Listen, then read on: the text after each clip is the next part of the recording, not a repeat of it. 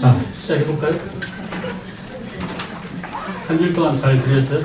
네. 오시는 발걸음이 어떻습니까? 아침에?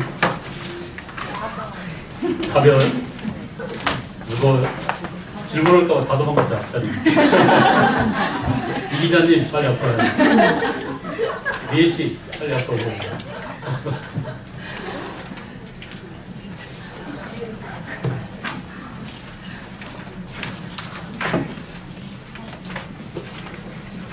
그 질문을 하는 것은 어머니들 기죽이려고 한 게 아니라 친해지려고 한 거예요. 친해지려고. 그래서 분위기가 서로 좋고 여러분들 알아야 수업이 역동적으로 재밌게 진행됩니다. 그렇지 않으면 일방적으로 전달되는 수업, 그러니까 가장 싫어하는 수업이 될 수밖에 없어요. 무슨 말씀인지 알겠죠? 그래서 될 수 있으면 이틀 정도는 지난 하루, 그 다음에 오늘까지는 될 수 있으면 커뮤니케이션 좀 많이 하고, 될 수 있으면 어머니들 이름을 다 알았으면 좋겠어요. 그래서 수업 시간에 이름 연차를 보지 않더라도 이름을 보고 질문도 하고, 이름만 얘기하니까 카메라에 잡히진 않잖아요. 김성미 그러면 세상에 김성미가 한두 명이 아니니까 모르죠. 그죠? 그러니까 개념치 마시고, 제가 될 수 있으면 카메라 노출되는 것들은 개인정보가 나오지 않도록 하기 위해서 다 잘라내요. 그러니까 잔소리나 신사에 관한 얘기들은 앞 시간이라든지 맨 마지막이라든지 이렇게 해가지고 다 잘라냅니다. 될 수 있는 수업은 좀 오도독스럽게 정통적인 수업을 하려고 노력을 해요. 그래서 엄마들이 나중에 두고 보더라도 또 복수 보고 또 자녀들한테 보여주고 이렇게 해도 부끄러움이 없도록 그런 수업을 하려고 노력하니까, 될 수 있으면 수업 분위기가 좋게 하기 위해서 지금 하는 거니까 도망가지 마시고, 늦게 오신 분들 앞으로 나오세요. 이제 맨 앞자리로. 지난 시간에는 별로 많이 못 나갔죠. 뭐 구석 순서점보다 다른 것 같아요. 진도상으로 보면 그렇죠. 여러 가지 공부하는 방법, 또 우리가 이제 역사에서 우리 공부를 하는 데 있어서 뭐가 중요하냐 이런 얘기들을 하다가 말았습니다. 오늘부터는 본격적으로 근현대사 이전까지를 한번 쫙 정리를 하려고 해요.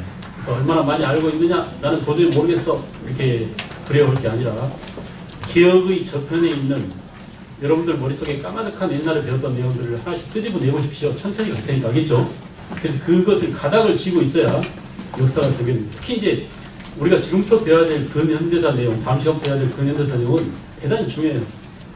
그러니까 우리가 너무나 내쳐뒀던, 우리하고 밀접하게 연결되어 있고 내가 선거 때마다 투표할 때마다 고민해야 될 그런 내용들, 또 지금 현실 정치와 아주 관련되어 있는 그런 내용들인데도 불구하고 자세히 공부하지 못하고 너무나 급하게 살다 보니까 내쳐두고 왔었습니다. 그동안 어머니들이 학교 다닐 때 배웠던 교육 커리큘럼 내용이랄지 또는 교육 과정에 있어서 별로 중요하게 여기지 않았던 부분이거든요. 근데 지금 애들은 아니에요. 굉장히 근현대사 비중이 커졌습니다. 알겠어요? 지금 초등학교, 중학교, 고등학교 애들이 공통적으로 근현대사가 전체 국사의 50% 이상을 차지하게 됐습니다. 이거는 우리나라만이 아니라 전 세계적인 추세입니다. 이미 유럽은 일찍부터 그렇게 해왔었고요. 그죠? 미국이야말로, 미국은 근현대사밖에 없잖아요, 사실은. 그렇지 않나요? 걔들이 독립전쟁해가지고 나라를 세운 이후가 바로 근대인데, 미국은 전 근대사가 없어요. 그건 인디안의 역사입니다. 그죠? 그렇기 때문에 세계적인 추세가 근현대사를 많이 가르치고 중요하게 여기는데, 우리나라는 근현대사가 많이 왜곡돼 있어요. 왜 왜곡됐느냐?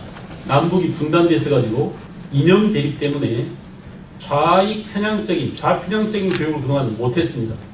그래서 이승만 때부터 박정희 때까지 수십 년 동안 그런 교육이 진행됐고, 방공 위주의 교육이 진행되다 보니까 공산주의자들이 주장했던 독립운동이랄지 또 일제시대 여러 가지 활동들, 이런 것들을 거의 가르치지 못했거든요. 그래서 되게 어머니들 머릿속에는 그런 내용들이 자리 잡고 있을지도 몰라요. 그러다가 7차 교육과정 들어서서 근현대사가 따로 독립적인 과목이 되고, 그때부터 근현대사를 좀 제대로 가르치기 시작했거든요. 특히 이제 김영삼 이후에 역사 바로 세우기 운동이 전개되고, 김영삼 이후에 김대중, 노무현, 소위 민주정부가 들어서서 이쪽에서는 좌편향 교육이다라고 하는데, 내가 볼 때는 이제 역사 교육이 균형추를 잡는 그런 역사가 됐지만, 또 이명박 때 들어와서 어떻게 됐어요? 완전히 다 죽여놨죠. 그래서 지금 역사 교육이 완전히 오락가락하게 되는 그런 상황이라, 특히 아이들도 되게 헤매기 십상입니다. 지금 고등학교 3학년 올라간 애들은 근현대사를 따로 배우지 않고 한국사 속의 근현대사를 배워요. 그러니까 엄마들이 배울 때하고 똑같은데 엄마들은 되게 5분의 4 정도는 전근대사를 배우고 5분의 1 정도만 근현대사를 배웠을 겁니다. 그리고 근현대사를 어떻게 했느냐? 버려뒀어요. 그냥 넘어가 버렸죠. 근데 지금은 그 반대예요.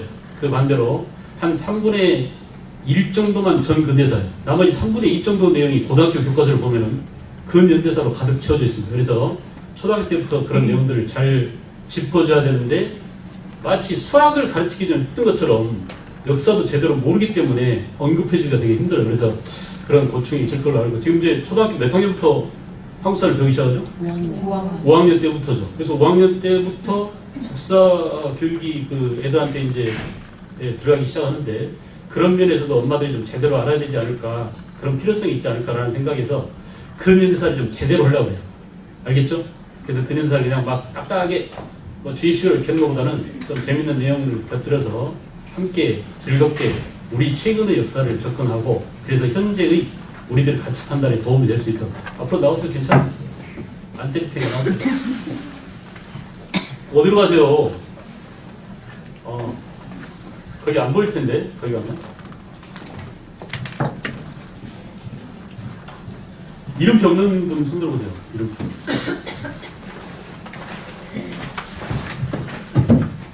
옆에 보셔가지고 다른 분들이 어떻게 해놨는가 이렇게 보고 있죠 이거? 여기 있죠? 세워놓으세요.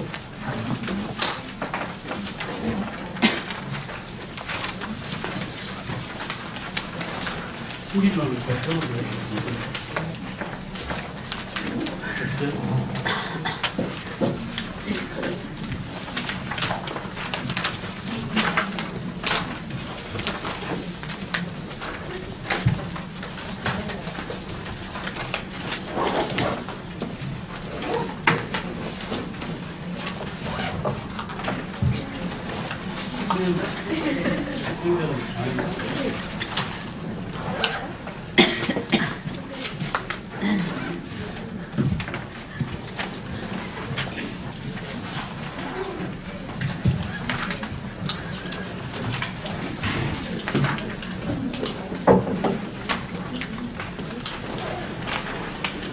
일로 오세요. 저기 카메라 앞에서 앉으세요.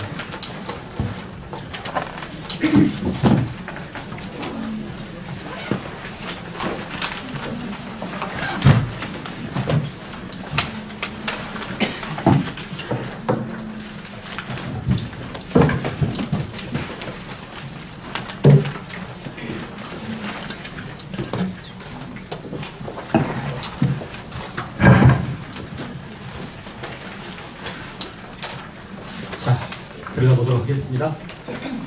역사뿐이 아니라 우리가 살아가면서 중요한 것들이 되게 인간관계죠.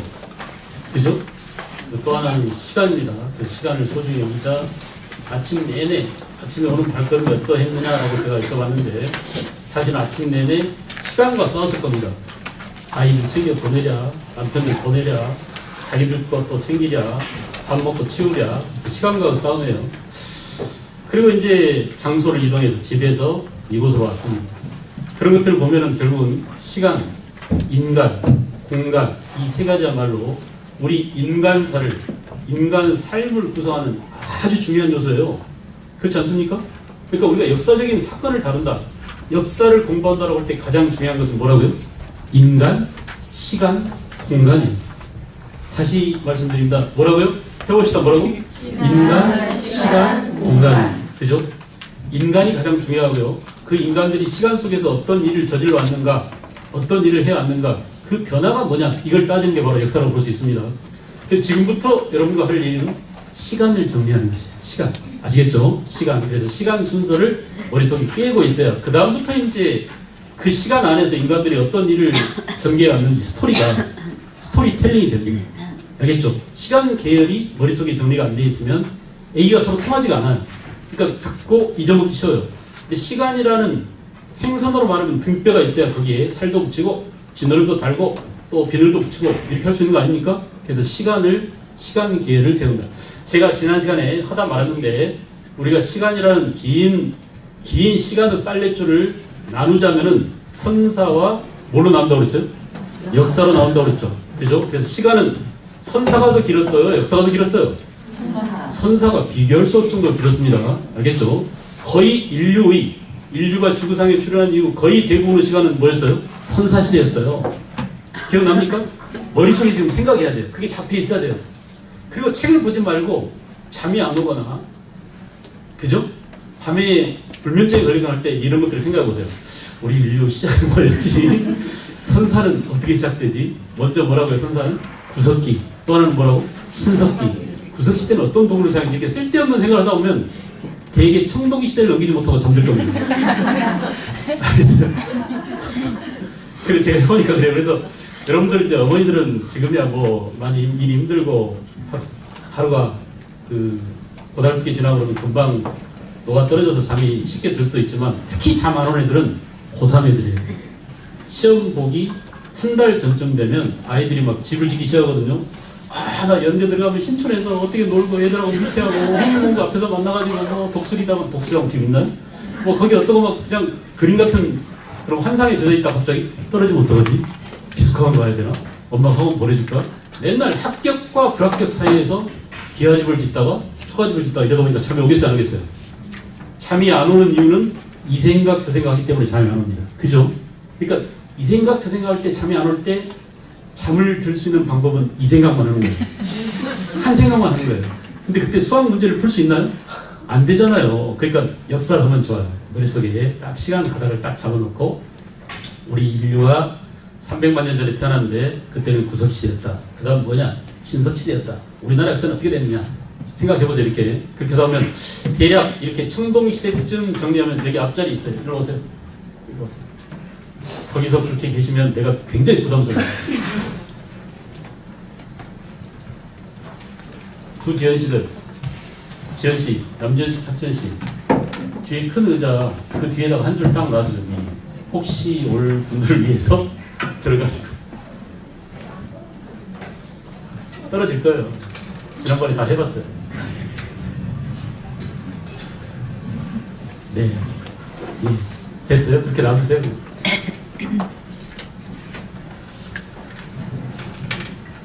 그래서 그런 연습을 하다 보면 역사의 시간 계획이 잡힙니다. 다시 한번 해봅시다.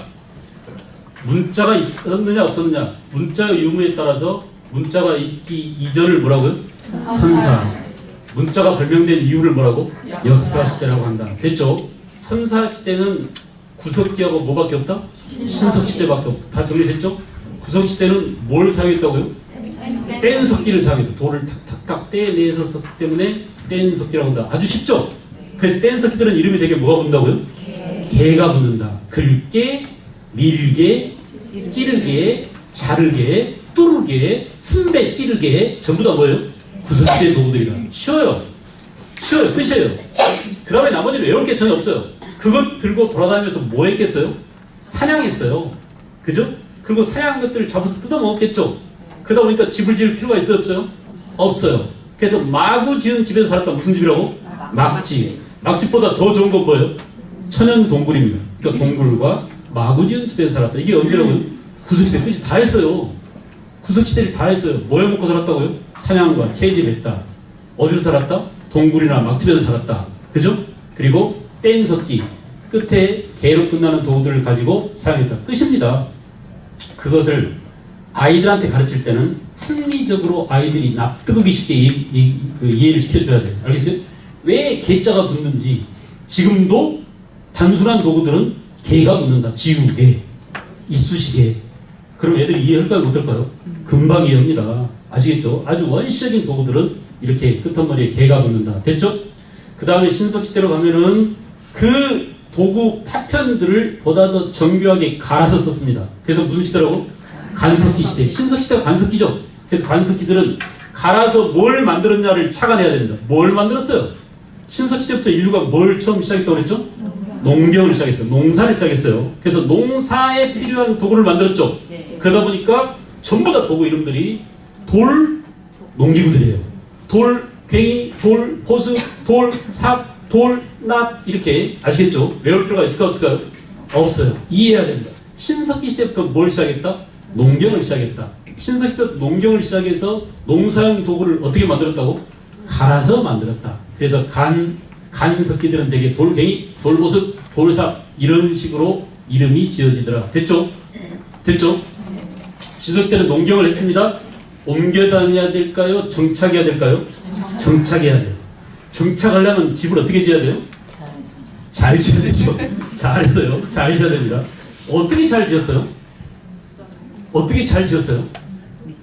땅을 움툭 파고 견고하게 지었습니다. 온돌 장치를 마련한 것들도 있고 화덕자리죠. 화덕자리 가운데 불 펴서 화로를 놓고 알겠어요? 저장 구덩이를 따로 두기도 하고 이렇게 집을 움툭 파고 지은 집을 뭐라고요? 움집이라고 해요. 쉬워요? 어려워요? 아주 쉬워요. 알겠어요? 그래서 농경과 전부 다 밀접하게 관련. 알겠죠? 그래서 신석시대를 대표하는 키워드가 뭐냐 그러면 뭐라고 하실래요? 농경입니다. 다시 합니다. 신석기를 대표하는 키워드가 뭐다? 농경이다. 농경 하나만 알면 신석시대는 거의 다 해결됩니다. 그래서 신석시대 농사가 시작됐다는 이 점을 아이들한테 확실히 심어줘야 돼요. 그러면서 제가 농경을 신석기 혁명이라고 했죠. 여기서 그치지 않았죠. 기왕혁명 나온 김에 어디까지 끌고 왔어요? 정보통일혁명까지. 이렇게 연결시켜서 이해시켜줘야 아이들도 오래갑니다. 이것을 우리가 지식을 뭐라고 그러냐면 체계하라고 해요. 체계적으로 가르쳐줘야 오래가요. 그러니까 무조건 암기시키는 것보다는 봐, 요거 신석기 혁명이라고 했잖아. 이렇게 큰 변화가 사람들이 이리저리 옮겨다니면서 짐승이나 잡아먹고 뭐 식물을 체제해먹고 하던 그런 단계에서 인류 삶이 획기적으로 변한 것은 생산경제다. 농경을 해서이다. 그래서 농경이 우리들의 삶을 완전히 뒤바꿔놨다. 알겠어요? 그것을 무슨 혁명이라고? 신석혁명이라고. 그런 것처럼 다시 기계를 발명하고 자동화가 이루어지고 대량 생산이 이루어지고 이렇게 인류 삶이 또 획기적으로 바뀌는 것은 언제다? 18세기 후반 무슨 혁명? 산업혁명이다. 그리고 그 산업혁명 이후에 자동차가 만들어지고 전기가 발명되고 또 여러가지 철강, 제철 이런 것들이 발달한 이후로 지금처럼 스마트폰이 만들어져서 모든 정보가 손바닥 안에서 다 자유롭게 사용할 수 있게 됐다. 이게 무슨 혁명이냐? 무슨 혁명이라고? 정보통일혁명. 이렇게 신석혁명 하나만 가르치면 금방 날아가버려요. 증발해버립니다. 그러니까 신석혁명을 통해서 어디까지 끌고 온다고? 정보통일혁명까지 끌고 와야 돼요. 이렇게 체계화시켜주는 작업을 계속 해야 돼요. 그래야 애들이 아하, 역사로 보는 게 되게 유용하구나. 하나를 알면 이렇게 줄줄이 따라 나오는구나 하는 것을 계통적으로 여러분들 그 아이들한테 알려주면 되게 오래 남습니다. 그런 훈련을 시켜주는 게 되게 바람직해요. 그래서 엄마들한테 제가 자꾸 그런 연습을 시키려고 지금 시간 잡는 연습을 하고 있는 겁니다. 알겠죠? 자, 대략 거기까지 했을 겁니다. 그러다가 이제 청동기 시대가 되면 선사와 역사를 나누는 기준, 뭐가 발명된다고? 문자. 이것의 발명이 얼마나 대단한지. 알겠나요? 이것의 발명이 얼마나 대단한지. 질문을 좀 하겠습니다. 질문을 좀 하겠어요? 자, 누구부터 할까요? 강미라님? 네. 문자 발명이 어떤 의미가 있을까요? 역사시대, 선사시대 말고.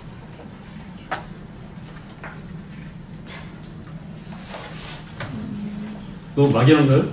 왜 문자 발명이 중요하다고 할까요? 우리가 살아온 삶의 흔적을 남길 수 있어서. 그렇죠. 되게 잘 말씀해 주신 거예요. 그러니까 다른 동물과 구별지어서 기록을 남겼다라고 하는 것이 오늘날 우리 인류를 지금처럼 만들어놨지 않나라는 생각이 들어요. 다른 동물은 그렇게 할 수 있었어요? 없었어요? 없었어요. 자기 죽으면 끝입니다. 자기가 그동안 경험했던 것, 자기가 얻었던 지식 이런 것들이 다른 동물 같은 경우는 자기가 죽으면 끝나버려요. 근데 우리는 어때요? 그것을 전부 다 습득된 지식을 기록으로 남겨두고 그 기록을 다시 어떻게 했어요? 전수시켜줬죠. 그래서 오늘날 지난 경험과 지난 기록의 역사에 의존해서 새로운 것들을 창조해낼 수 있었어요. 그러니까 얼마나 중요한지 아시겠죠? 그래서 우리가 문자의 발명, 즉 청동시대 문자의 발명이 이루어진 이후 인류가 비로소 뭐가 이루어졌다고? 문명이 이루어졌다고 그랬어요. 문명을 뭐라고 그러죠? 문명을 뭐라고 그러나요? 영어로?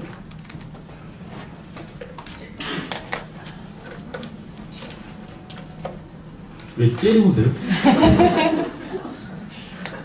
현숙님? 문명을 영어로 뭐라고 그럴까요? 시빌라이제이션이라고 그러죠? 그죠? 그래서 이 문명이 이루어질 수 있었던 가장 중요한 요소 가운데 하나가 바로 문자 발명입니다. 알겠죠? 그래서 문명, 시빌라이제이션이 문명이 이루어진 어느 시대라고요? 청동기 시대. 그래서 이 청동기 시대에 문명을 낳게 한 발명품들이 비단 문자만이 아니라 또 중요한 게 뭐가 있나요? 시빌라이제이션 할 때의 시비라는 이 단어가 시비타스라는 라틴어에서 유래했어요. 이 시비타스는 도시를 말하는 도시. 알겠죠? 그래서 문명의 발달이란 도시의 발달과 일맥상통해요. 알았어요? 그래서 도시가 만들어졌어요. 도시가. 알겠죠? 사람들이 모여 산단 말입니다. 먹을 걸 찾아서, 좋은 걸 찾아서, 알겠어요? 문명을 찾아서 모여 들어가지고 도시를 형성하게 되고, 또 하나는 뭐냐? 그때부터 계급이 발생됐다. 계급. 알겠죠? 계급 그러면 되게 어려워요. 추상적인 용어이기 때문에 그래요. 이걸 한 단계 더 낮춰줘야 됩니다. 특히 아이들한테 설명할 때 계급 그러면 잘 못 알아들어요. 그러면 강요합니다. 외워! 이렇게. 외워! 그럼 바로 잊어먹어요. 그러니까 계급을 어떻게 해야 되냐면 가진 자와 없는 자. 알겠어요? 그러니까 있는 자와 없는 자의 구별이에요. 우리가 이걸 다시 말하면 뭐라고 그러죠? 지배층과 피지배층의 구분이죠. 지배층과 피지배층이 생겼다라고 해도 돼요. 되게 좀 5학년, 6학년쯤 되면 지배층, 피지배층 이런 구분이 생겼다라는 말을 알아듣습니다. 알겠죠? 또는 뭐냐? 또는 사유재산이 발생했다라고 얘기해 주는 게 좋죠. 그죠? 그래서 재산을 가진 자 뭐예요? 지배층이죠. 재산이 없는 자 뭐예요? 피지배층. 이렇게 사유재산의 유무에 따라서 가진 자와 없는 자의 차이가 생겼다. 이렇게 얘기할 수 있죠.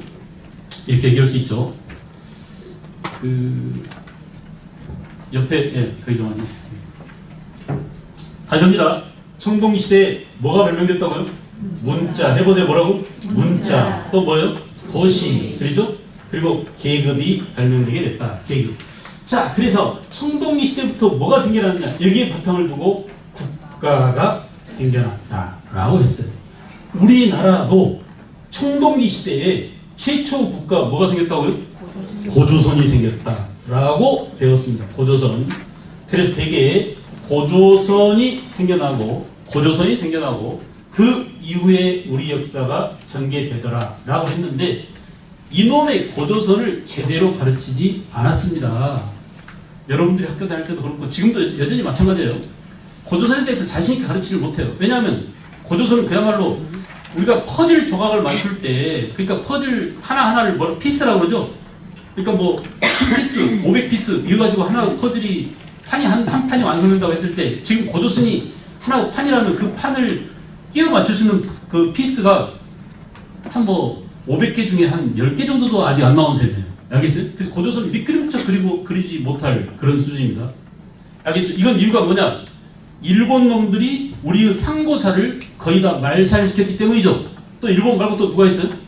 김부식 같은 놈들이 신라 역사를 강조하기 위해서 그 이전에 고구려 역사, 고구려의 그 뿌리가 될 수 있는 부여라든지 또는 고조선이라든지 이런 역사를 많이 없애버렸어요. 김부식에 의해서. 그죠? 또 그 다음에 조선시대 유학자들이 사대주의 근거에서 중국을 섬기는 입장에 반하는 역사적 내용들을 전부 다 말살시켰어요. 이러다 보니까 우리의 상고사, 특히 고조선 역사가 완전히 우리 역사에서 많이 망실된, 사라져가지고 제대로 남아있지 않는 그런 형태입니다. 그래서 우리가 고조선을 정리해보자. 고조선. 자, 지금 우리 국사책에서 고조선은 단군이 나라를 세웠다. 무슨 조선이라고요? 단군조선이라고 정설로 배웁니다. 그런데 제야에서는 이건 웃기는 거다. 그죠? 특히 이제 뭐 도올이나 이런 분들이 요즘 나와서 한참 많이 떠들잖아요. 그러니까 위대한 고조선의 역사, 고구려의 역사 그러는데 그것은 바로 우리의 상고사의 위대함을 강조하는 거예요. 이거 도올이나 이런 분들이 한 게 아닙니다. 이미 일제시대에 단지 신채호 선생이나 박은식이나 이런 분들이 우리 상고사에 대한 연구를 엄청 많이 했었어요. 그럼 바로 뭐냐? 일본이 애국한 우리 고대 역사를 바로잡기 위한 노력이었죠. 근데 그 이후에 해방된 이후에 역사를 가르치는 사람들이 서울대학교 사학과 또는 뭐 우리나라 학계를 주도하고 있는 그 이기백 선생의 제자들 또는 이병도 선생의 제자들 이런 사람들이 전부 다 뭐냐면 일제시대에 일본 놈들한테 공부를 배운 실증 사학의 후예들이에요. 그러다 보니까 일본 놈들 입장에서 기록으로 남아있지 않은 것들, 입증할 수 없는 것들, 실증적으로 입증할 수 없는 것들은 잊지마 이렇게 해가지고 완전히, 알겠어요? 우리가 상상하거나 실제로 존재했던 우리 역사를 많이 없애버렸어요. 왜곡시켰어요. 알겠죠? 그래서 다시 단군조선 이전에 우리가 이제 흔히 그것을 무슨 복이라고 그래요? 환단복이 들어보셨죠? 그죠? 이렇게 단군 이전에 한과 한인 시대의 역사까지도 뭐 삼성기니 환단곡이니 이런 것들까지도 우리가 넣어야 될 것이냐 말아야 될 것이냐 지금 역사에 치열한 논쟁거리입니다. 이게 쟁점이에요. 알겠죠? 지금 우리들은 이렇게 강단사학에서는 그러니까 입시나 국사 교과서에서는 여기서도 가르치지만 실제로 이 부분은 엄청난 전쟁이 벌어지고 있어요. 인터넷 들어가면 뜨겁습니다. 전쟁이 서로 욕하고 난리도 아니에요. 알겠죠? 그래서 우리가 이 부분을 고민해 봐야 돼. 이제는 좀 고민해 봐야 돼. 그런 처지가 있어요. 이렇게 한국사는 쟁점이 많습니다. 자, 여기까지 들어가 버리면 너무나 미궁에 빠져요. 시작하자마자 너무나 헤매게 돼요. 그래서 이거는 그냥 그렇게 놔두고 쟁점이 있다는 것만 알아두고 우리 국사 교과서 위주로 가다 보면 단군조선이 나옵니다. 단군조선은 가르치는 근거가 두 가지예요. 하나는 뭐냐? 단군 신화라고 지금 배웠죠, 우리가. 지금도 신화라고 가르치죠. 근데 이 단군 신화는 실제 있었던 고조선이 건국되어진 역사가 반영된 것이다. 이렇게 얘기합니다. 알겠죠? 그래서 일본 놈들에 의해서 역시 단군 이야기를, 단군의 건국 사실을 신화로 벽화시킨 겁니다. 신화로 우리 역사를 끌어내린 거예요. 알겠어요? 그래서 우리는 이것도 당당한 역사로 봐야 된다라는 거. 그 다음에 이제 우리가 단군 조선 때 또 시험에 나오는 근거가 되는 것이 뭐냐면 한서 지리제에 있는 팔조법이죠. 그죠? 팔조법. 그래서 고조선의 법입니다. 고조선의 법. 이 법 가운데 몇 개가 남아있다고요, 현재? 몇 개가 남아있다고요? 8개 조항 가운데 몇 개 조항이 3개 조항만 현재 전한답니다. 현재 전해요. 그래서 이렇게 단군조선 다 배운 거죠. 여기는 여러분들이 다 배웠을 거예요. 그런데 문제는 뭐냐? 그 다음에 단군조선 다음에 그 다음에 물어보면 대답을 되게 못해요. 물어볼까요? 물어보지 말까요? 물어볼까요? 김상민님. 단군조선이 어떻게 됐었어요?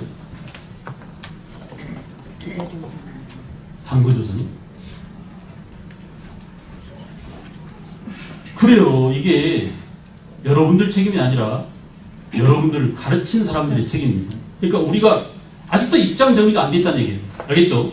근데 우리 국사 교과서 내용 보면은 요 부분이 빠져 있어요. 이게 바로 뭐냐? 무슨 조선? 기자조선. 기자조선. 그래서 이 기자가 누구냐에 대한 논란이 많습니다. 알겠죠? 기자는 원래 은나라 사람이래요. 은나라가 망하고 중국이죠, 중국. 중국 역사에서 중국의 은나라가 망하고 주나라가 세워졌어요.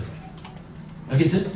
주나라가 세워졌을 때, 은나라가 망했을 때 은나라 사람인 기자가 주나라의 지배를 받지 않고 난 동방으로 가서 그 고조선으로 넘어가려 해가지고 넘어온 사람이랍니다.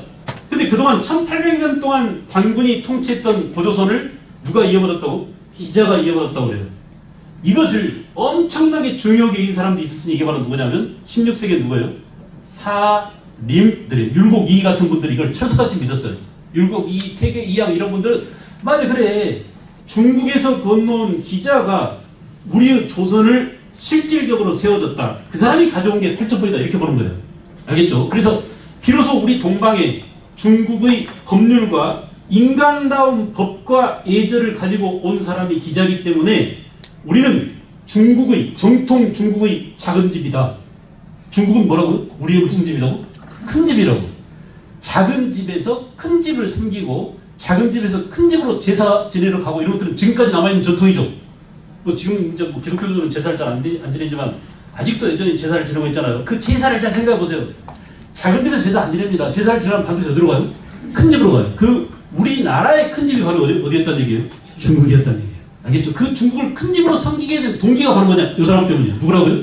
기자예요. 그런데 우리 국사 측에서는 이 부분을 살짝 뛰어넘어가요. 그리고 언제 갑자기 나오냐? 16세기 애들 가르칠 때 갑자기 튀어나와요. 그러니까 애들이 제대로 이해하겠어요? 못하겠어요? 못합니다. 알겠죠? 그래서 미리 여기서 잡아줘야 돼요. 근데 이걸 왜 못 가르치냐? 이런 애매한 문제가 있기 때문에 자칫 이렇게 하면은 사대주의를 미화하거나 당연하게 여기기 때문에 지금 못 가르치고 있는 건데 요 부분도 명확히 밝혀줘야 돼. 알았어요? 그래서 알려줘야 됩니다. 나중에 어차피 나오잖아요. 그리고 그 기자조선의 기시조선의 마지막 왕이 누구였냐면 준이에요. 기준. 여러분들 어떻게 배웠냐? 주당을 치고 위만이 왕이 올라. 이런 걸 배웠죠? 그 주당이 성이 뭐예요? 기시예요. 그래서 뭐라고? 기준이에요. 그 기준을 치고 곧 기자조선의 마지막 임금 누구를? 준을 없애고 누가? 위만이 왕위에 올랐다. 그럼 위만 넌 누구냐? 나도 중국에 있다가 건너왔다. 근데 중국에 있었던 뭐다? 동이족이다. 왜 위만 너 동이족이냐? 올 때 머리에 뭘 틀고 왔다고? 상투를 틀고 왔다. 어저께 버스 타고 가다 보니까 어떤 사람이 상투 틀고 가더라고요. 근데 너무 웃긴 것은 양복을 입었는데 머리만 상투를 들었어요. 그래가지고 가는데 와 용감해 보이네. 그렇게 하고 다니기가 쉽지 않죠. 그죠? 너무나 엉말라서지 않아요? 옷은 양복을 입고 머리는 상투를 들었어. 수염 기르고. 상상을 한번 해보세요. 얼마나 멋있는지. 여러분 계속 자기 모습을 이렇게 보고 가고 옆에 보고 그러는데 좀 부러워요. 그래도 뭔가 있구나라는 생각이 들어요. 한번 쫓아가서 차에서 내려가서 물어보려다가 하도 차가 막혀가지고 못 내려. 난 궁금하면 못 참거든요. 궁금하면 못 참아요. 그래서 당신 왜 그러고 다니냐? 어? 그러지 말고 한복 하나 줄게. 한복을 입어라. 나 한복 입거든요. 안 입는 한복. 한복을 좀 입어보고 싶었어요. 근데 한복을 입으니까 되게 어울려요. 그 남자들이 한복에 어울리는 이유가 얼굴 큰 우리 민족한테 어울리는 옷이 한복이에요. 이게 어깨가 넓잖아요, 한복은. 그래서 얼굴 큰 게 많이 그 희석화됩니다. 그 한복을 입으면 되게 어울리는데 한 번 입으면 계속 입어야 될 것 같아요. 그러니까 어떤 이미지가 형성되고 저 사람 한복 입는 사람이 이렇게 되면 계속 한복을 조달하는데 비용이 너무 만만치 않아요. 양복이 훨씬 싸요, 한복보다. 알겠어요? 입어보니까 편하기는 편한데 되게 힘들더라고요. 근데 이 사람이 올 때 머리도 상투를 틀고 옷도 뭘 입었다고? 한복을 입고 왔다. 한복은 우리가 정통 복식사에 의하면 아주 특징이 있죠. 왼쪽 섭이 남자는 위로 올라가야 남자 옷이. 이거 한복만의 특징이라고 해요. 알겠어요? 이걸 좌임 그러는데 이런 한복의 특징을 하고 있고 머리는 뭘 하고 있다고? 상투를 들고 왔고. 그래서 이건 뭘 의미하느냐? 이게 되게 중요합니다. 지금 이런 얘기예요. 내가 지난 시간도 말씀드렸겠지만 우리 민족 활동 무대가 중국에서 이렇게 만주는 물론이고 중국까지 활동하고 있었는데 근데 중국의 무슨 족이? 중국은 무슨 족이라고 했어요? 화족이. 이게 우리가 중화요리 할 때 이 화예요. 이게 원래 오리지널 한족이죠. 중국 놈들이죠. 얘네들의 세력이 점점 커져가지고 여기를 지배했던 누구를 몰아내고? 우리 민족. 조선족이죠. 이게 지금 말하는. 이 조선족을 밀어내서 자꾸 중국에 있던 우리 동포들이 밀려오는 현상이었어요. 그래서 우리 민족의 활동 무대가 이렇게 찌그러들었어요. 알겠죠? 이렇게 찌그러드는 것을 반영해 준 게 바로 뭐예요? 자꾸 중국에 사람들이 오는 겁니다. 알겠어요? 그래서 중국에서 누가 왔다고? 기자가 왔다는 얘기. 또 누가 왔다고? 위만이 왔다는 얘기. 그래서 위만이 고조선을 바톤을 이어받았다. 아니 생각해보세요. 중국 놈들이 와서 우리를 지배했다면 우리가 가만히 있겠어요? 나가 새끼들 하면서 독립운동하고 막 그랬겠죠. 근데 내버려뒀어요. 왜 내버려뒀냐? LA에 이민 갔던 사람이 돌아와서 대통령 된 거야. 그러니까 내버려둔 거죠. 무슨 말인지 알겠어요? 무슨 개념인지 알겠어요? 그래서 단군 이후로 단군이 바톤을 그래? 너 뉴욕에서 한일 회장하고 재밌게 살았다며? 그래 알았어. 네가 더 하는 게 낫겠다. 많이 넓은 세상에서 물도 많이 먹고 그랬으니까 나보다 낫겠다고 넘겨줬어요, 바톤을. 그리고 단군은 9월산에 들어가서 산신령이 됐답니다. 그죠? 그리고 기자가 또 누구라고? 기자가 계속 이어가다가 준왕을 내쫓고 이만희 왕이 됐는데 변방을 지키던 중국에서 건너온 이만희 왕이 됐는데 그 이만도 원래는 동이족이었다. 근데 왜 자꾸 이렇게 동이족들이 건너오느냐? 원래 동이족이 중국을 지배하고 살고 있다가 화족한테 밀려오는 한국이었다라는 것입니다. 이것을 우리가 입증을 지금 못하고 있어요. 단편적인 이론 기록들만 가지고 추론하는 겁니다. 미루어 짐작하는 겁니다. 그러니까 제가 아까 말씀드린 것처럼 퍼즐 조각이 500개 중에 10개밖에 없다 지금. 그 10개 놓고 이 그림은 요거 놔보니까 여기가 눈가리고 여기는 지느러미니까 고기 모양이 어떻게쯤 되겠네라고 상상을 할 수 있지만 일본 놈들이나 또는 정통 학계에서는 뭐예요? 이거 완전한 밑그림이 없으니까 이건 그림이 아니야 라고 이렇게 우리 고조선의 역사를 부정하는 측면이 강하단 말이에요. 이게 바로 뭐라고요? 이 논쟁이에요. 알겠죠? 우리 상고사에 대한 논쟁이 바로 이런 부분이에요. 그래서 여러분들은 이런 정도로 알고 계십시오. 정리합시다. 자, 이렇게 하면 돼. 맨 처음에 무슨 조선? 단군조선. 그 다음 무슨 조선? 기자조선. 그 다음 무슨 조선? 이만조선. 단군조선 이전에 환웅시대나 환인 시대까지의 역사를 우리 역사로 볼 것이냐에 관한 쟁점이 남아있다. 이건 쟁점이야. 우리가 뭐라고 주장할 필요가 없어요. 서로 잘 모르는데 뭘 자기가 모르는 거 가지고 자기 모르는 것과 상대방 모르는 거 가지고 서로 지가 맞다고 우길 필요가 없잖아요. 그죠? 그래서 우리는 우리 고대사는 아직도 뭐가 많다? 미스테리가 많다. 그죠? 우리 고대사는 아직도 모르는 점이 많다. 그 모르는 상태에서 가자. 이건 쟁점이다. 다시 당군, 기자, 위만. 이거 이제 우리가 여기까지 왔습니다. 그리고 이만조선이 망해야 되겠죠. 지금은 무슨 조선이에요? 헬조선이잖아요. 헬조선 아니에요. 난 헬조선이라고 생각해요. 아이들이 괜히 그런 말 하는 게 아니에요. 이게 지금 아이들의 헬조선이라고 하는 그 말 뒤에는 무슨 뉘앙스가 담겨있냐. 빨리 망했으면 좋겠다. 근데 망해야 됩니다. 망해야 새 나라가 세워지고 새로운 시스템이 도입돼요. 알겠죠? 우리나라 망하면 안 되는데 그럴 필요 없어요. 이따위 나라 빨리 망해버리고 더 좋은 나라가 세워져요. 고려 말기를 한번 생각해보세요. 아주 더러웠어요. 검은세용놈들이 마구 뜯어먹고 친원파들이 마구 못 살고 그냥 민중들을 수탈할 때 누가 일어났어요? 이성계. 또 누가? 정도전. 그래서 들러붙죠. 고려보다 더 좋은 뭘 세웠어요? 조선을 세웠어요. 나라는 망할 수 있는 겁니다. 내가 역사를 공부해보니까 수많은 나라들이 망했어요. 그 망해야 더 좋은 나라가 세워져요. 알겠죠? 누가 그걸 안 망하고 간직하고 있으려고 그래요? 마지막 잔당들이. 거기서 민중들을 빨아먹고 갈취하고 수탈해먹는 놈들은 그걸 간직하고 있으려고 하고 이걸 망하게 만든 놈들은 나쁜 놈들이라고 하는데 결국은 어때요? 망하게 됩니다. 알겠죠? 그래서 우리는 지금 무슨 시대에 살고 있다고? 대한민국이 아니라 무슨 시대? 헬조선시대에 살고 있는지도 모른다. 근데 그 조선이 이렇게 이어나온 겁니다. 그래서 역사에 면면이 이어내갑니다. 남쪽은 뭐예요 지금? 대한민국이지만 북쪽은 뭐예요? 조선 무슨 주의 공화국? 조선 민주주의 인민공화국이죠. 여기 조선이 남아있잖아. 조선이. 얘들은 왜 대한이라고 그래? 얘들은 왜 조선이라고 그래요?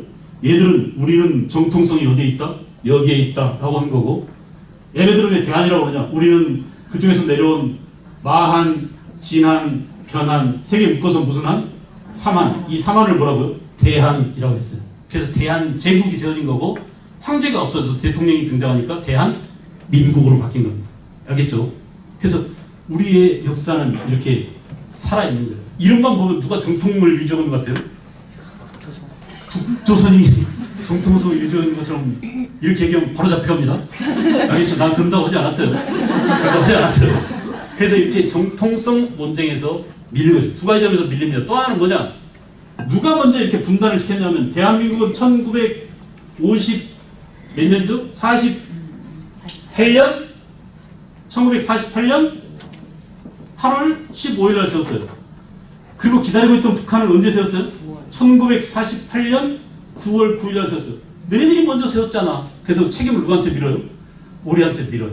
알겠죠? 그래서 지금 이제 제일 우리 역사에서 가장 어려운 문제는 남북 분단입니다. 요게 해결돼야 둘이 힘을 모아서, 야, 우리 정통한 역사를 살리기 위해서 너랑 나랑 니캉 내캉 손을 잡고 이 지역과 이 지역이 옛날 우리 역사였음을 중국과 맞서서 한번 맞짱 피워보자. 이렇게 되는데, 이게 이렇게 단절돼 있으니까, 분단돼 있으니까 우리 파워가 나오겠어요? 안 나오겠어요? 안 나옵니다. 우리 파워가 안 나와요.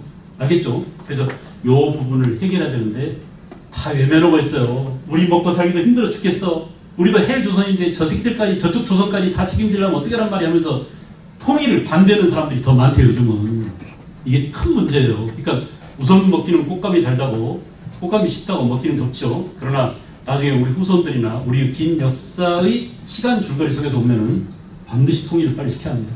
그래서 엄마들이 이런 생각을 좀 가지고 아이들한테도 그런 것들을 알려주는 것들이 되게 중요하다고 얘기해요. 다시 합니다.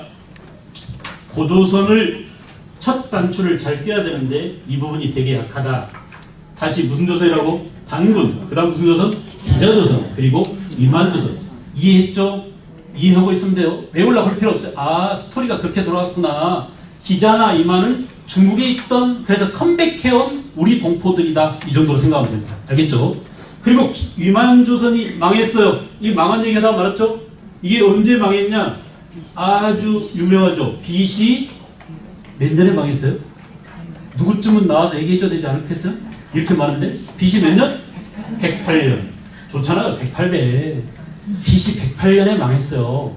누구한테 망했어요? 한나라가 쳐들어왔어요. 누가 쳐들어왔어요? 한무제가. 이쯤 되면 답답해 미치겠는 분이 계실 겁니다. 자꾸 이상한 나라들이 나오는데 은나라 나오고 주나라 나오고 한나라 나오는데 우리 한국사도 잘 모르는데 자꾸 중국 역사 옆에서 건드려주니까 더 답답할 수 있겠죠? 중국 역사도 한번 정리할 테니까 너무 괴로워하지 말고 그냥 그러려고 넘어가세요. 알겠죠? 한무제가 쳐들어와서 BC 108년에 고조선이 망했어요. 싸워서 졌다는 얘기겠죠? 그래서 BC 108년 한무제가 고조선이 있던 그 자리에 뭘 세웠다고요? 한사군을 세웠어요. 부정할 수가 없습니다. 그런데 우리 현재 한국사에서 이 부분을 제대로 가르치지 않아요. 그냥 세웠다 하고 말아버려요. 알겠죠? 우리 어렸을 때는 무슨 군이 있었냐? 낙랑군, 인둔군, 현도군, 대방군 뭐 이렇게 다 가르쳤는데 지금 안 가르쳐요. 그런 것들을. 왜? 쪽팔리니까. 그래서 안 가르칩니다. 근데 역사란 밝은 면도 있지만 치욕 역사도 있죠. 안 좋은 역사도 가르쳐야 될 거 아니에요. 근데 지금 현재 국사가 이렇게 왜곡돼 있어요. 우리 스스로가 지금 우리 역사를 제대로 못 가르쳐. 고조선 역사도 지금 제대로 못 가르치고 있죠. 고조선이 망한 이후에 우리 역사가 어떻게 된지를 제대로 가르치지 않아요. 애들한테. 실제로 책을 펴놓고 한번 봐보세요. 그 다음에 어떻게 됐지라는 부분이 안 나와요. 그래서 스토리가 이어지지 않으니까 역사에 대해서 재미를 느끼겠어요? 재미를 잃겠어요? 재미를 잃어요. 어머니들도 그렇고 지금 아이들도 마찬가지예요. 그래서 이 스토리를 이어져야 됩니다. 한 사군이 설치됐는데 자 보세요. 중국에서 건너온 기자, 중국에서 건너온 위만이라고 했지만 이들은 우리 동포라고 그랬죠. 그러니까 저항감이 없고 그냥 나라 이름도 어때요? 계속 조선이라고 했어요. 그래서 살아갑니다. 근데 이물질이 들어왔어요. 누가요? 한족이, 화족, 중국 놈들이 들어왔어요. 그러면 이때부터 어때? 한 사군에 대한 뭐가 있겠어요? 저항이 있겠죠. 우리 민족의 저항이 있겠죠. 저항하려면 혼자 해야 될까요? 힘을 뭉쳐야 될까요? 뭉쳐야 됩니다. 그래서 고조선의 옛 주민들이 서로 뭉쳤어요. 고조선의 옛 땅에서 고조선의 옛 주민들이 뭉쳤어요. 여러분 봐보세요. 이게 뭐예요? 이게 인간이죠. 이게 뭐예요? 이게 공간이죠. 이게 뭐예요? 이게 시간이죠. 오케이? 우리 역사는 시간, 인간, 공간으로 구성되어 있으니까 이 요소만 형성되면은 얼마든지 스토리를 꾸려 나갈 수 있어요. 다시 합니다. BC 108년 한무제가 쳐들어와서 고조선이 망하고 그 자리에 뭐가 세워졌다고? 한 사군이 세워졌다. 그 한 사군을 몰아내기 위해서 고조선 주민들이 고조선의 옛 땅에 뭘 세웠냐? 여러 나라를 세웠다. 그런데 우리가 나라라고 하기에는 아직도 초보적이다. 알겠어요?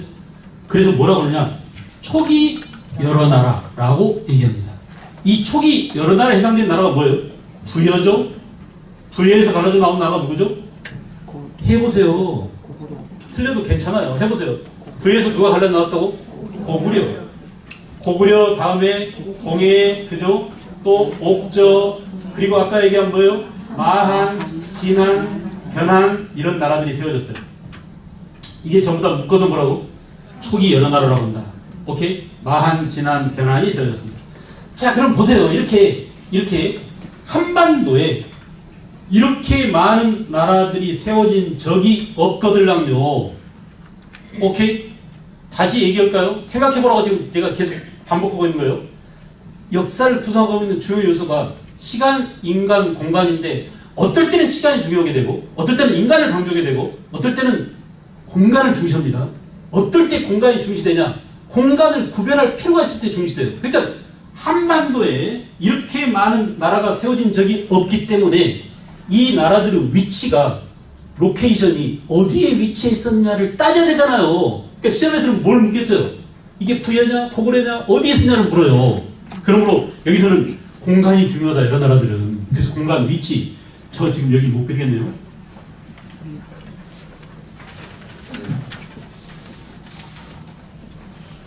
보이죠? 여기 위에 만주, 이 대륙에 뭐가? 부여. 오케이? 부여. 그래서 부여가 먼저 세워지고 부여. 자, 이 땅이 누구 땅이었다고 원래는? 고조선의 옛 땅이다. 알겠어요? 그러니까 이 나라들이 세워진 그 지역은 적어도 고조선이 망하던 때의 땅입니다. 알겠죠? 그 땅에서 옛 고조선의 주민들, 그 사람들이 한 사군을 내몰기 위해서 단결하다 보니까 나라를 세우게 됐어요. 부여에서 갈라져 나온 나라가 누구라고요? 고구려죠, 고구려. 우리가 고구려의 건국 얘기를 다 알고 있죠? 고주몽에 대한 얘기를 다 알고 있죠? 고주몽. 그래서 고주몽이 부여에서 아래서 태어났는데 유화부인으로부터, 유화부인의 남편은 누구였죠? 해모수였죠. 그죠? 해모수의 부인이 누구라고요? 유화부인이고, 유화부인이 누구한테 잡혀 있었어요? 부여에서? 아니 초등 때 애들 다 안 익혀졌어요. 동화책? 이야기 한국사 이거 안 익혀졌어요. 다 알 텐데 되게 엄마들하고 아이들하고 수준이 되게 비슷하게 갑니다. 같이 읽으니까. 그래서 아이들 물어보면 다 알아 이거. 근데 엄마들은 조용하시죠? 다 알죠? 금왕이죠, 금왕. 그죠? 금왕한테 잡혀있던 유화부인. 근데 그 유화부인이 잉태해가지고 해모수 아들 잉태해가지고 사람을 낳쳐놓고 뭘 낳았다고? 알을 낳았어요. 그 알 속에서 누가 태어났다고? 고주몽이 태어났습니다. 그 고주몽이 워낙 축출의 뭐예요? 특출났죠. 그래서 부여 여러 왕자들의 질투, 시기를 받아가지고 결국 목숨이 이어집니다. 자기 엄마가 유화부인이 애를 살려낼 기지를 발휘하죠. 명마를 하나 훔쳐주죠. 그래서 그 명마를 타고 마리아하고 또 누구죠? 얘들은 다 대답해 이거. 협보. 그래, 마리 협보 얘들하고 탈출합니다. 탈출하는 장면도 기억나죠? 뒤에는 쫓아오는 부여의 군사들, 앞에는 가로놓인 강물. 그때 고주몽은 어떻게 처신하죠? 빽이 있잖아요, 빽이. 하늘의 신 누구? 해모수. 바다의 신, 물의 신 누구? 하백. 자기 외할아버지가 하백이잖아요. 유아부인 엄마가 하백이잖아요. 그리스 신화로 말하면 뭐예요? 포세이돈이에요, 포세이돈. 삼지창 죽은 포세이돈. 기억나세요?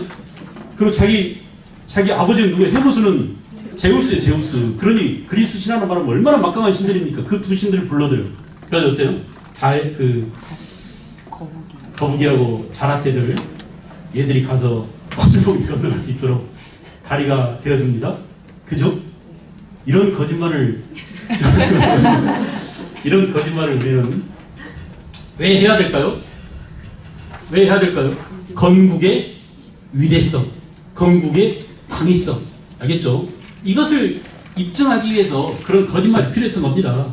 그런 거짓말이 통했던 시대가 초기 여러 나라 이런 시대. 알겠죠? 그죠? 자, 그래서 고구려가 세워지고 이 고구려와 같은 종족들이 여기에 옥저를 세우고, 옥저 위치, 특히 주의해야 돼. 옥저는 평야지 되고 여기 쑥 들어가면 이 부분이 어디예요? 동해죠, 동해.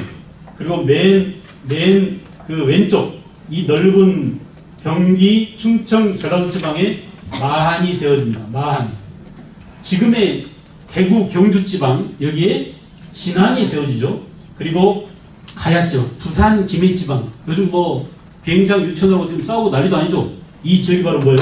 변안이에요. 변안. 내가 보니까 변안과 진안이 비행장 놓고 싸우고 있어요, 현재.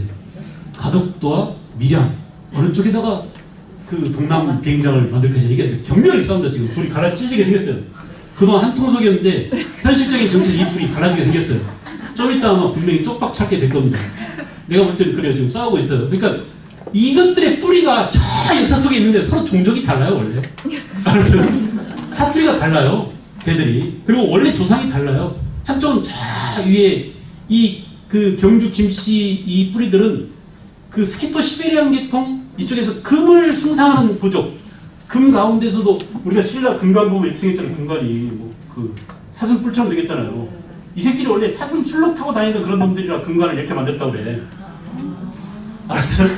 그 원래 대가리가 금관을 이렇게 씌워보면 안 들어간대요. 근데 뭐냐, 애들은 머리를 편두라고 그래가지고 태어나자마자 아이 머리를 눌렀어요, 이렇게 돌로. 그래서 머리를 납작하게 만들어. 그러니까 이 머리를 이렇게 납작하게 만들어 여기다 금관을 씌우는 겁니다. 그러니까 지금 금관을 보면 머릿속에 들어가지 않는 그 우리 머리, 내 머리통 써가지고 안 들어가. 근데 그 신라 왕들은 금관을 쓰고 다니 어떻게 했냐? 우리는 이 금관을 쓸 수 있는 특별한 종족이라고 거기서 머리 태어나면 아이를 돌을 이렇게 눌러가지고 이렇게 머리 되죠. 말랑말랑 하잖아요. 그래서 이렇게 머리를 기다랗게 해가지고 금관 씌우게 만들었던 왕족들한테. 그래서 성골이 된 겁니다. 알겠어요? 그러니까 특별한 놈들이에요. 종족이 서로 다르다는 그런 인식이 은연중에 지금도 깔려 있어요. 내가 볼 때는 그래요. 그래서 이렇게 여러 지역에 있었는데 시험에 나올 때 얘들이 어떻게 다르냐, 풍속이 어떻게 다르냐, 이런 것들을 물어요, 안 물어요? 묻습니다. 지금 여기서 이걸 해야 될까요? 할 필요 없어요. 우리는 지금 이걸 자세히 하는 것이 아니라 시간을 잡기 위한 수업이기 때문에. 아시겠죠? 다시 정리합니다. 다시 정리. 이제 끝났어요. 이게 고조선은 당군조선, 기자조선, 이만조선. 그리고 그 다음 뭐가 온다고? 한사군 이후에 여러 나라 시대가 온다. 됐죠? 여기까지가 되게 힘들어요. 여기까지 이해가 안 된 부분이 많아가지고 첫 단추를 제대로 못 껴놔가지고 역사가 짜증나고 괴롭고 상시대 넘어가면 갑자기 뭐가 막 튀어나와요? 인물들이 막 튀어나온다. 왕들이. 알겠어요? 그래서 막 고려왕, 백제왕, 신라왕 막 애들이 짬뽕 돼가지고 그때부터 애들이 막 외워야 되니까 진짜 골아프다. 역사는 암기과목이다라고 딱 인식하고 상시대 넘어서 통일신라 가기 전에 역사를 되게 포기한 사람들이 많아요. 그래도 재밌는 사람은 진짜 역사 많이 하나 됩니다. 평생 역사를 좋아하게 돼요. 근데 되게 내가 볼 때 상시대를 넘어가지 못하고 되게 이과로 다 갑니다. 그래서 나는 이과가 아닌가 봐. 난 이과인가 봐 하면서 역사를 포기하게 되고 그런 일들이 많아져요. 근데 사실은 뭐냐, 이렇게 논리적으로 이해를 시켜놓고 나면 별로 어렵지 않아요. 이 가닥을 잘 잡아놓고 나면 그 다음부터 스토리가 쉽게 전개돼요. 아시겠죠? 잠깐 쉬었다가 그 다음 이제 고대사로 또 넘어가겠습니다.